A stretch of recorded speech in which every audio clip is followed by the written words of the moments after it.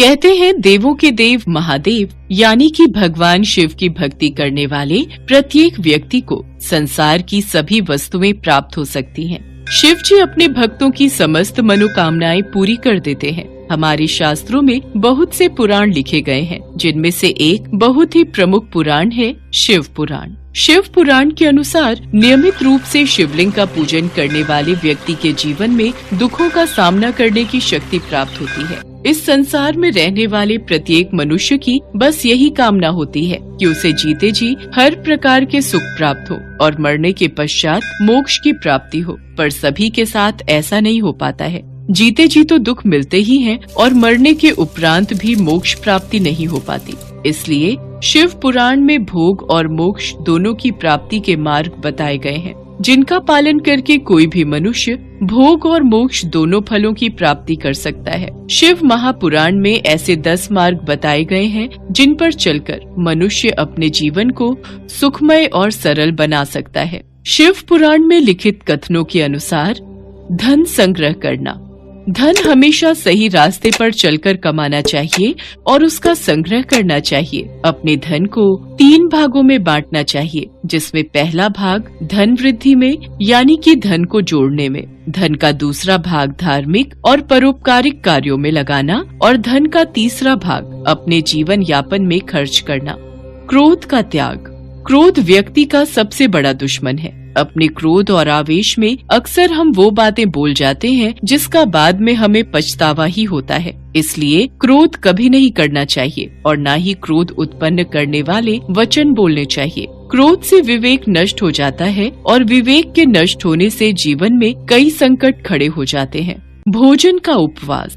जिस प्रकार भोजन से शक्ति प्रदान होती है, उसी तरह व्रत से भी शक्ति का संचार होता है। इसलिए हफ्ते में 1 दिन तो व्रत रहना चाहिए। यदि न रह पाए तो शास्त्रों में शिवरात्रि का व्रत रखना विशेष माना गया है। इससे भगवान शिव की कृपा बनी रहती है। शिवरात्रि व्रत करने से व्यक्ति को भोग एवं मोक्ष दोनों ही प्राप्त होते हैं और महान पुण्य की प्राप्ति होती है। पुण्य कर्मों से भाग्य उदय होता है और व्यक्ति सुख पाता है। संध्या काल का समय।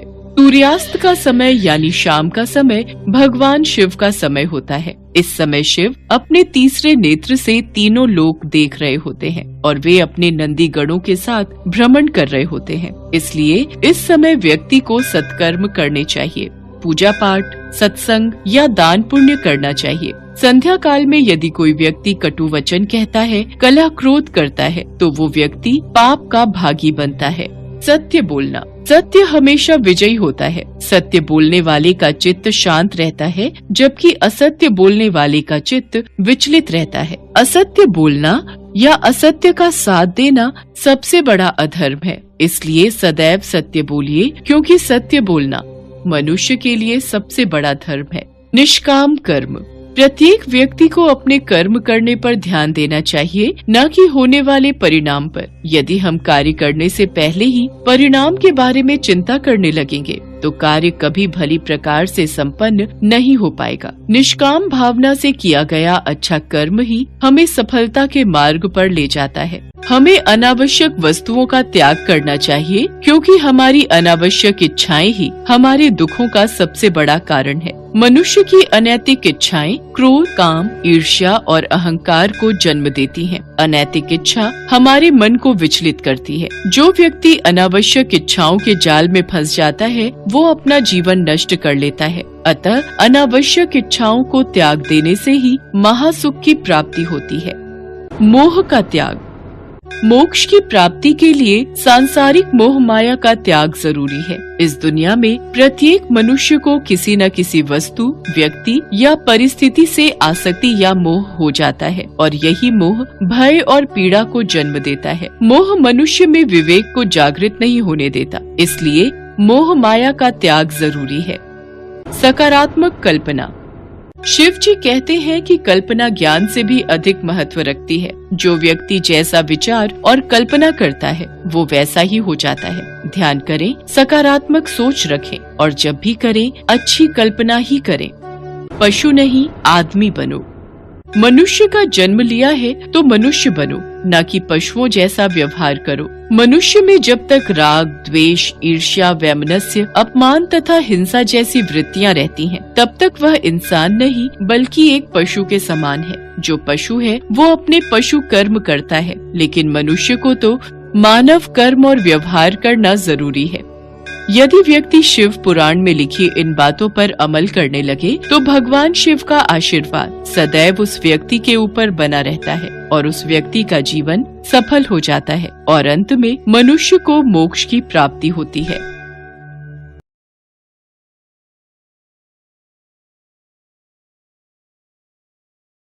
महाशिवरात्रि व्रत कथा। इस दिन भगवान शिव की पूजा के साथ महाशिवरात्रि व्रत की कथा भी पढ़नी चाहिए। चित्रभानु की कथा पढ़ने से आप भगवान शिव की महिमा और उनकी भक्ति के महत्व को समझ पाएंगे। भगवान शिव भोले हैं, वे आसानी से प्रसन्न होते हैं। वे सच्चे मन से जल अर्पित कर देने मात्र से ही प्रसन्न होकर अपने भक्तों के दुख दूर कर देते हैं और उनको शिवलोक में स्थान प्रदान करते हैं। महाशिवरात्रि का दिन उनको प्रसन्न करने का सबसे बड़ा अवसर है। इस दिन भगवान शिव की पूजा करें और महाशिवरात्रि व्रत की कथा पढ़ें। महाशिवरात्रि व्रत कथा। शिव पुराण के अनुसार एक समय में चित्रभानु नामक शिकारी शिकार करके अपने परिवार का पालन पोषण करता था। उस पर साहूकार का कर्ज था। समय से कर्ज चुकता न करने के कारण साहूकार ने उसे बंदी बना लिया। उस दिन शिवरात्रि थी। दिन भर उसने भूखे प्यासे रहते हुए भगवान शिव का स्मरण किया और दिन गुजर गया। शाम को साहूकार ने उसे कर्ज चुकाने के लिए अलग से एक दिन का समय दिया और चित्रभानु को छोड़ दिया। तब चित्रभानु भूख प्यास से व्याकुल होकर जंगल में शिकार खोजने लगा।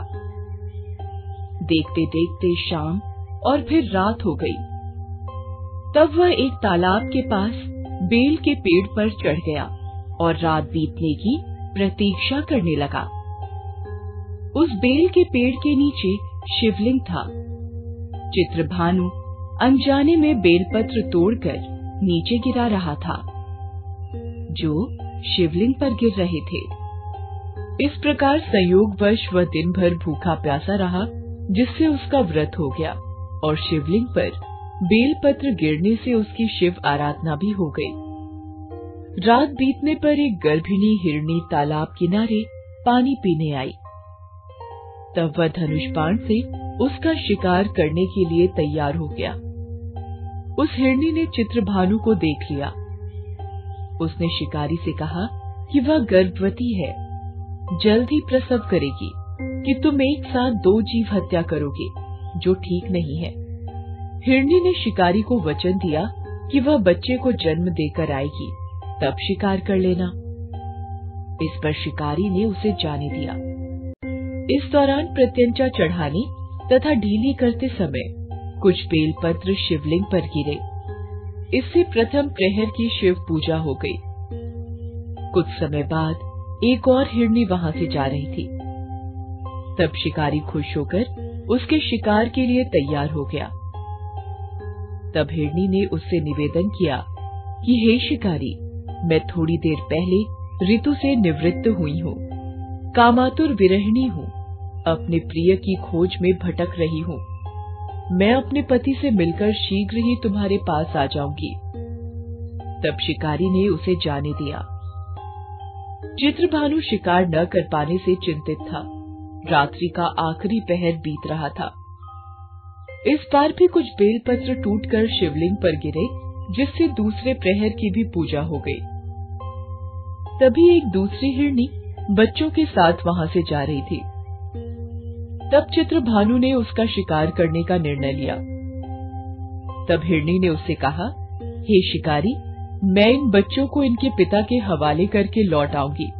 इस समय मुझे मत मारो।